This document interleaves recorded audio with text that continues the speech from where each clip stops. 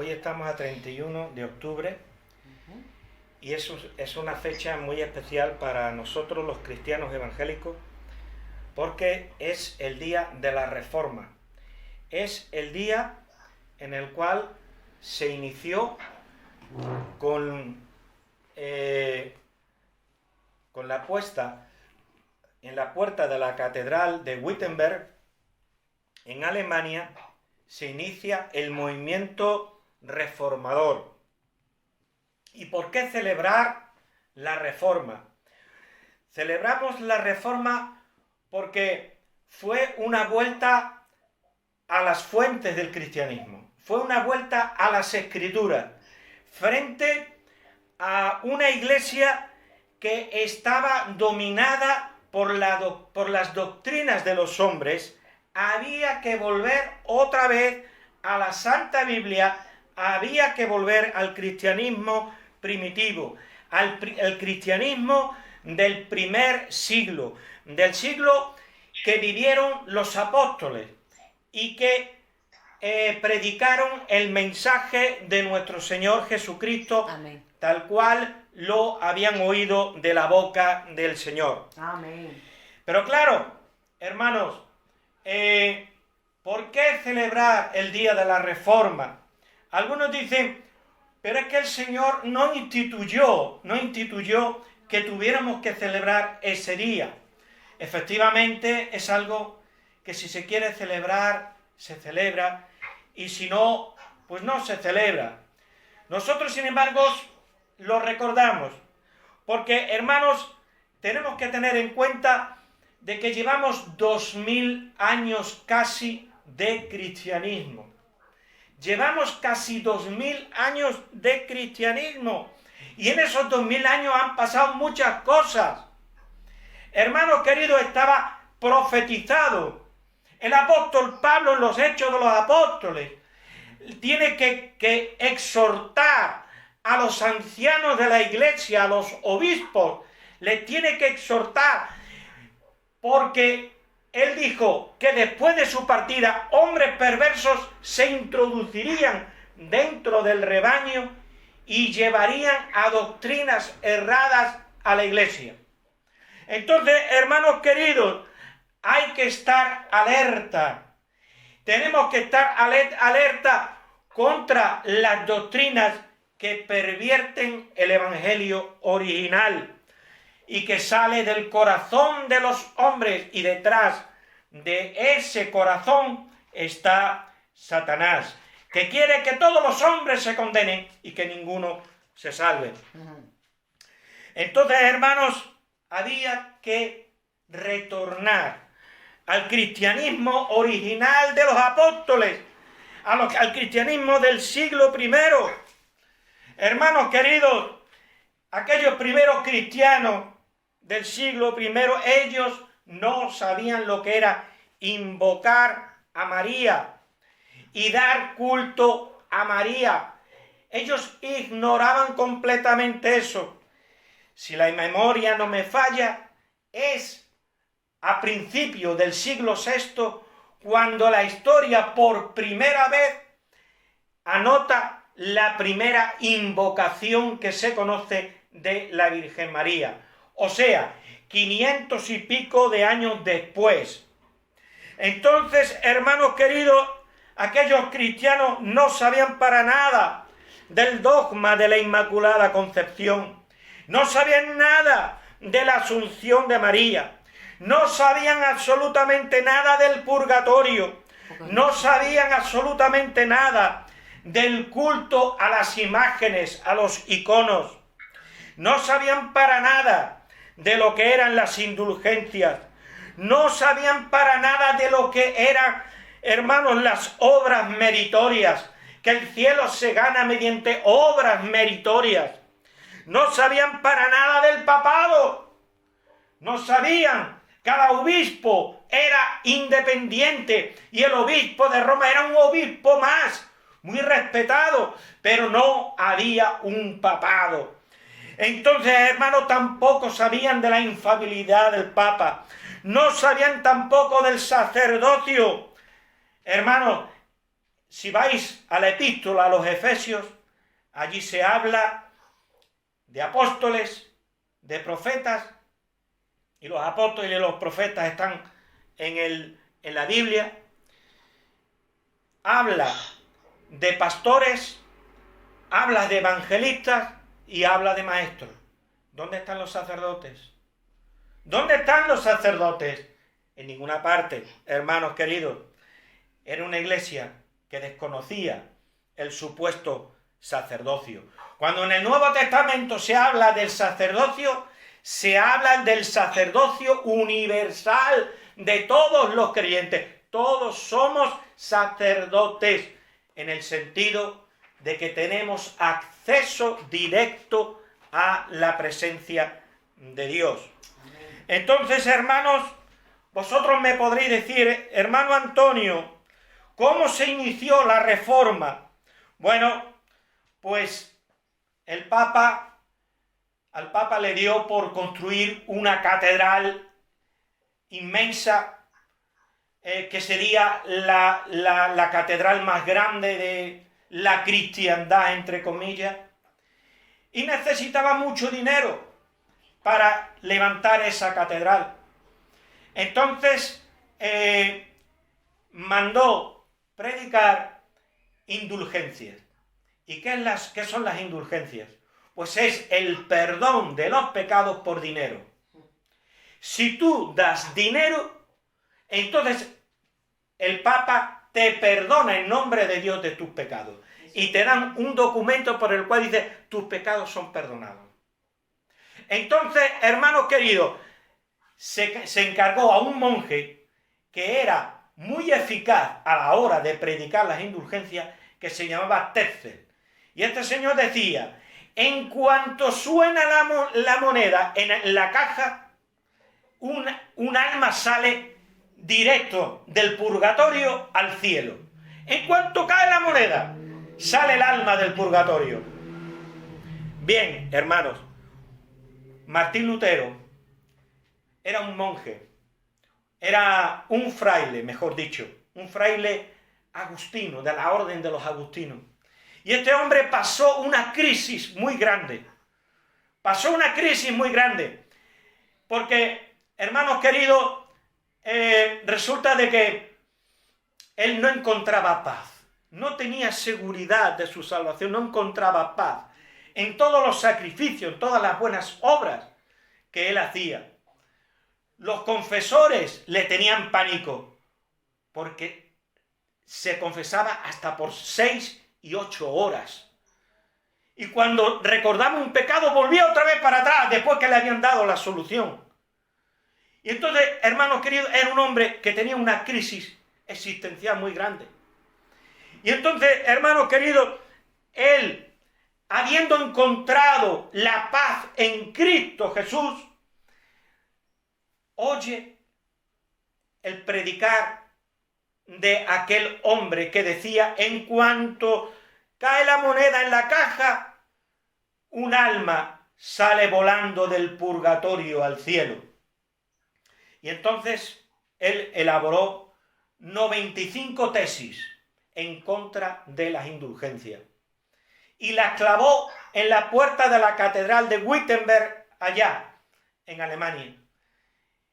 Y él no tenía la intención de publicarlas. Él lo que quería era debatir. No tenía la intención de dividir la iglesia. Él quería un debate académico dentro de la universidad, porque él era profesor, era doctor en teología. Quería discutir acerca de las indulgencias. Tampoco las quería suprimir, pero sí encauzar esa doctrina de una manera, digamos, más bíblica, por decirlo de alguna manera. Aunque es antibíblica. Y eso lo sabía Martín Lutero.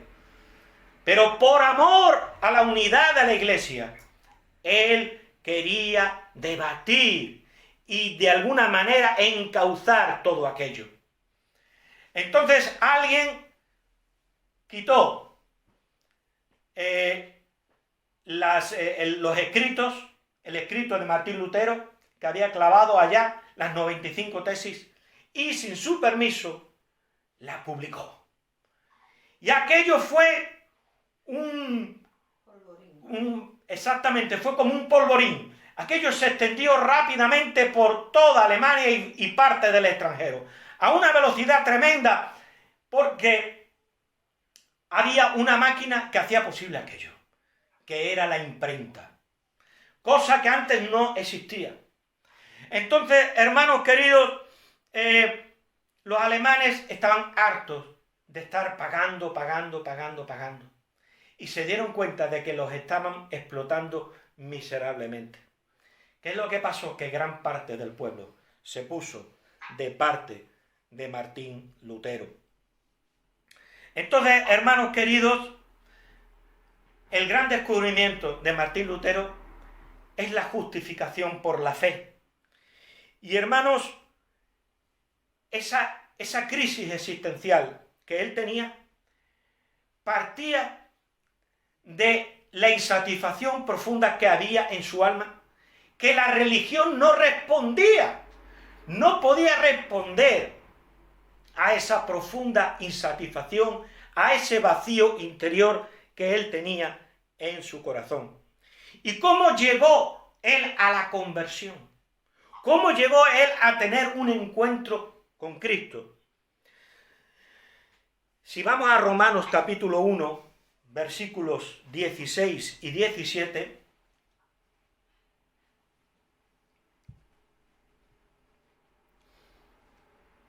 nos damos cuenta de lo siguiente. Dice la palabra: porque no me avergüenzo del Evangelio, porque es poder de Dios para salvación a todo aquel que cree, al judío primeramente y también al griego. Porque en el Evangelio la justicia de Dios se revela por fe y para fe, como está escrito: mas el justo por la fe vivirá. Hermanos queridos, la doctrina el eje central de la doctrina cristiana y del Evangelio es la justificación por la fe sola. Mas el justo por la fe vivirá. Ese texto está en Habacuc, profeta Habacuc, capítulo 2, versículo 4.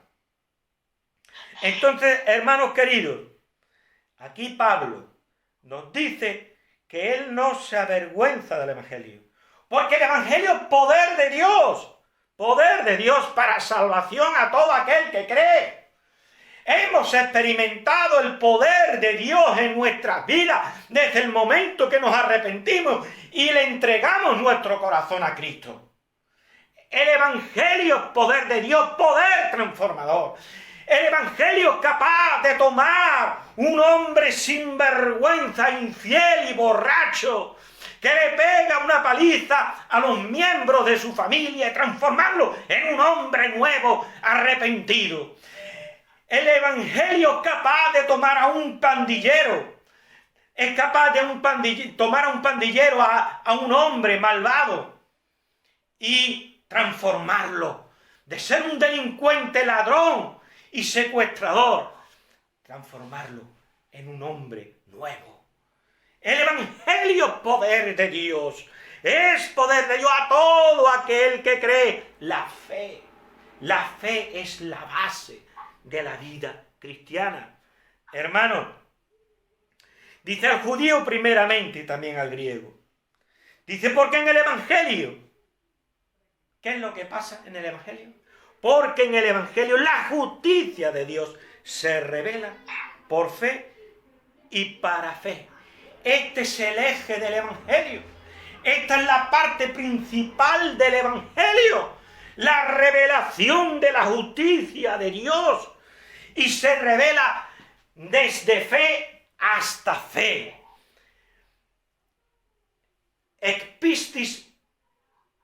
Ekpistin, en lengua griega, desde fe hasta fe. Es decir, la fe llena, completa, estructura toda la vida del cristiano. De fe hasta fe.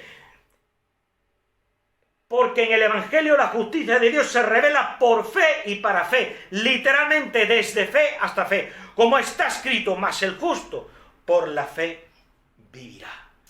Entonces, hermanos queridos, Martín Lutero decía, la justicia de Dios, la justicia de Dios. Y él decía, cuánto odio la justicia de Dios, porque la justicia de Dios me dice que soy pecador y que estoy condenado al infierno. Y por más que me esfuerzo aquí en el monasterio, porque me he recluido para librarme de todas las tentaciones del mundo, me he recluido en estas 4 paredes, no alcanzo la santidad. Sé que todavía estoy muy lejos de llegar al listón que Dios pone para declararme un hombre justo que merece la patria celestial. Y entonces, cuando él estaba meditando en lo que significaba ese texto, porque en el Evangelio la justicia de Dios se revela por fe y para fe, como está escrito, mas el justo por la fe vivirá, él se dio cuenta de que no era su propia justicia, sino la justicia de Dios, amén, la que le era atribuida por medio de la fe. Amén. Por eso el cristiano vive por fe y para fe, mas el justo por la fe vivirá. Amén, amén. Porque la justicia mediante la cual Dios nos ve justos es la justicia de Cristo. Amén. Es la justicia de Cristo. Convertirse al Señor Jesús es ir lleno de nuestros vestidos manchados de pecado. Vestidos no, andrajos, sucios, manchados por el pecado. Y Cristo viene a ti vestido con su santidad, con su justicia perfecta.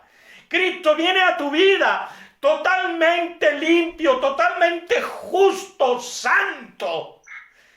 Y él, al verte arrepentido, se quita su justicia y te cubre con su justicia, te viste de su justicia y toma los andrajos hediondos de tu pecado y se viste con ellos.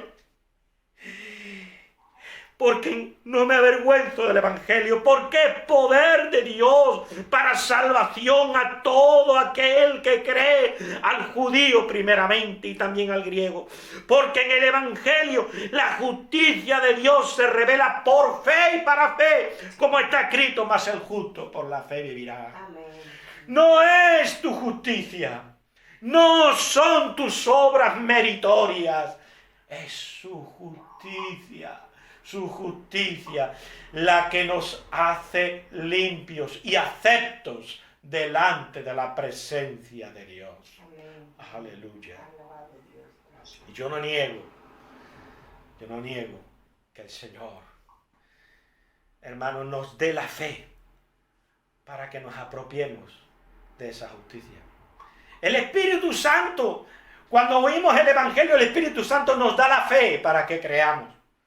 Es una fe sobrenatural, es la fe de Dios. La fe de Dios es la fe mediante la cual somos salvos. No es la fe del hombre natural que sabe de que hay un Dios, que hay un cielo, que hay un infierno, que hay ángeles, que hay demonios. No, esa fe no salva. La fe que salva es un don de Dios a todo aquel que se arrepiente y se humilla y reconoce que es un pecador impotente delante de Dios. Fe para que crea y para que reciba con arrepentimiento el don de la justicia de Dios que se revela en el Evangelio. Y cuando abre su corazón al Señor y está en Cristo, esa justicia lo cubre, aleluya, lo cubre. Y Martín Lutero, cuando descubre esto, cuando el Espíritu Santo se lo revela, se levantó como un hombre nuevo. Se levantó como un hombre nuevo, dice, parecía que las puertas del cielo se abrían de par en par y yo entraba en la gloria. ¡Oh, la gracia de Dios! Porque la gracia de Dios se ha revelado en el Evangelio. No es tus buenas obras, es la obra de Cristo, es la santidad de Cristo, la justicia de Cristo, la que te es atribuida, imputada por medio de la fe. Amén, amén. Y el Espíritu Santo transforma a esa persona. El Espíritu Santo crea un nuevo ser en esa persona. El que robaba ya no roba más. El que le daba una paliza a su mujer ya no le da una paliza. El que estafaba, iba con engaño, sacándole el dinero a la gente, ya no lo hace más. El que practicaba la mentira ya no practica la mentira, porque esa persona no solamente ha sido declarada justa delante de Dios, sino que también ha sido regenerada por el poder transformador del Espíritu Santo. Gloria al Señor. Alabado sea tu nombre, Señor. Y esa persona ahora es una nueva criatura. Amén. Gloria al Señor. Alabado sea tu Está nombre. justificado. Pero también, hermanos queridos, tenemos un largo camino, limpiándonos del polvo del camino, porque vamos caminando por el camino polvoriento del mundo. Y hermanos queridos, sabéis muy bien que el polvo del camino se pega muchas veces a nosotros. Y tenemos que sacudirnos ese polvo. Tenemos que sacudirnos las viejas costumbres, las mañas, las viejas costumbres, las manías que hay en nosotros. Hermanos, tiene que desaparecer de nosotros. Pero ahí está el Señor, que nos lleva de la mano. Y que cuando muchas veces nos sentimos solos y vemos dos huellas solamente, ¡ay, estoy solo! No son tus huellas, son las huellas de Cristo que te lleva en sus brazos. Te lleva en sus brazos, hermano. Te lleva en sus brazos. Tú eres la oveja perdida. Tú eres la oveja perdida. Cristo es el buen pastor que te lleva en sus brazos. Aleluya. Gloria al Señor. Aleluya. Por eso, hermanos queridos, hay muchos cristianos, los que quieren rememorar, recordar aquel día de la Reforma, hermanos queridos, que celebramos este acontecimiento, porque el cristianismo, la iglesia cristiana, tiene 2000 años, y en 2000 años han sucedido muchas cosas.